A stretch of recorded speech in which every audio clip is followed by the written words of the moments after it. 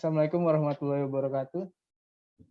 Pada video kali ini, kami dari kelompok 2 manajemen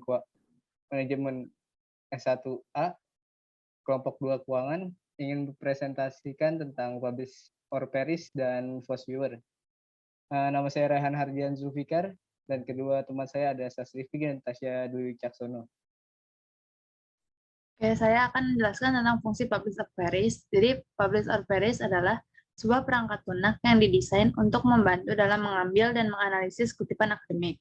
Nah, aplikasi ini tuh diperkenalkan sejak Oktober 2006 dan telah mengambil perkembangan dan pembaruan sampai saat ini. Publish or Perish menggunakan Google Scholar Query untuk mendapatkan informasi mengenai citasi yang kemudian dianalisis dan dikonversi ke dalam sejumlah statistik.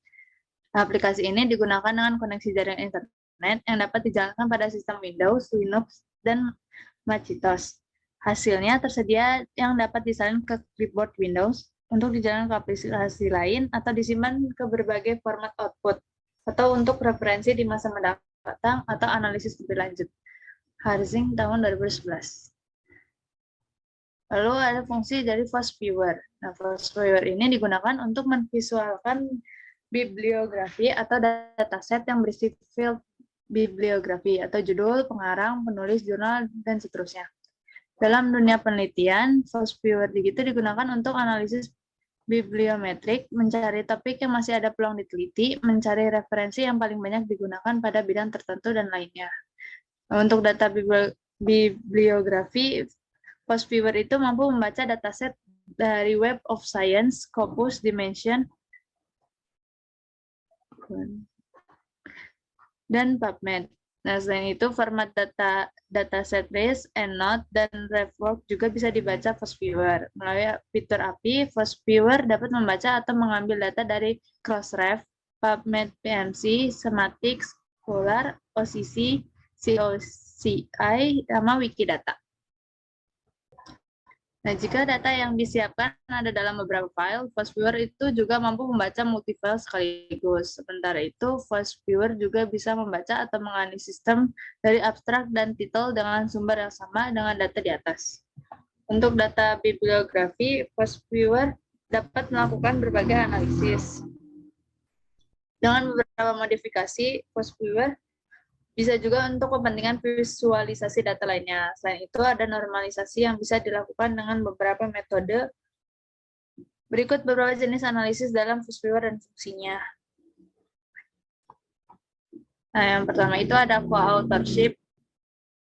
Jadi, co-authorship itu menganalisis kolaborasi penulis dengan penulis lain. Analisis akan memvisualkan hasil berdasarkan nama penulis, organisasi penulis, atau asal negara penulis. Terus ada co-occurrence, yaitu menampilkan visualisasi jejaring antar kata kunci. Terus yang ketiga itu ada citation. Jadi citation itu akan memvisualkan dokumen yang diamati. Dokumen yang diamati atau diuji akan dihubungkan dengan dokumen lain jika mereka menyitir artikel lain yang sama-sama diamati. Analisis ini itu berguna untuk memperlihatkan citasi antar dokumen, bisa dipakai juga untuk melihat self-citation penulis. Terus yang keempat itu ada bibliographic coupling, jadi di mana artikel yang diuji atau amati akan divisualkan dan dibuat networknya jika mereka memiliki referensi yang sama. Dan analisis ini itu menunjukkan kedekatan kajian antar dokumen yang terhubungkan. Terus yang terakhir itu ada co-citation.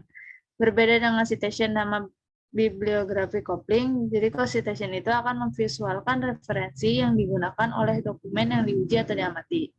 Referensi akan dihubungkan jika mereka dipakai dalam artikel bersamaan. Oke, selanjutnya kita masuk ke bagaimana cara menggunakan Publish and Perish. Nah, pertama kan kita udah ngebuka aplikasi Publish or Perish ini. Lalu di sini ada tampilan nih. Ada tampilan untuk mencari artikel di Crossref, Google Scholar Profile, PubMed, Microsoft Academic, Scopus, Semantic Scholar, dan Web of Science. Nah, karena kita ingin mencari di Google Scholar, kita mencet aja di sini yang Google Scholar. Lalu di tampilan Google Scholar nih, ada kayak author, publication name, title word, dan keyword. Nah, kalau misalnya kita ingin mencari sebuah variabel, contohnya seperti kinerja keuangan, kita masukin ketik aja kinerja keuangan di bagian title word. Nah, selanjutnya ini adalah maksimum number yang artikel-artikel yang akan dicari. Karena kita ingin mungkin mencarinya 200 artikel aja, kita klik aja yang 200. Lalu tinggal klik search, nanti otomatis akan dicari.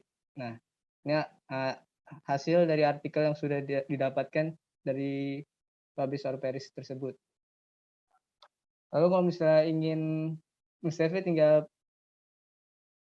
pencet aja, di drag semua, tinggal pencet Ctrl+A. Terus di sini tinggal klik kanan. Nah, di sini ada tampilan save result. Nah, di sini ada pilihan, ada BBTeX, CSV, EndNote, EC, or WOS export, atau JSON. Terus ada RIS. Nah, di sini kita pilih aja yang RIS atau Ref Manager. Nah, di sini kita ganti aja di nama, misalnya kayak kinerja keuangan. Nah, langsung save. Nah, data-data artikel ini udah di-save dalam bentuk RIS yang udah kita save tadi. Nah, lalu selanjutnya Force Viewer akan dijelaskan oleh teman saya, Sas Rifki. Oke, selanjutnya saya akan menjelaskan tutorial Force Viewer. Pertama-tama kita klik Create, lalu pilih yang Create a Map based on text data. Lalu karena sudah ada file RIS atau Ref Manager tadi yang sudah di-save oleh Raihan, kita klik yang Read Data from Reference Manager Files, lalu Browse file yang tadi kinerja keuangan, lalu Next, lalu pilih Title and Abstract Files, dan jangan lupa dicentang Ignore Structure Abstract Labels dan Ignore Copyright Statements.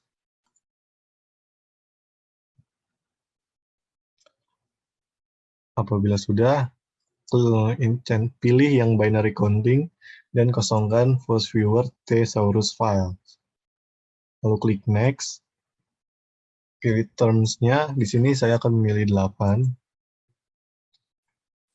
Lalu number of terms to be selected-nya, saya akan kompokannya akan memilih 25. Lalu klik Next. Lalu yang kata-kata yang tidak memiliki hubungan dengan variabel-variabelnya bisa di-unchecklist saja. Seperti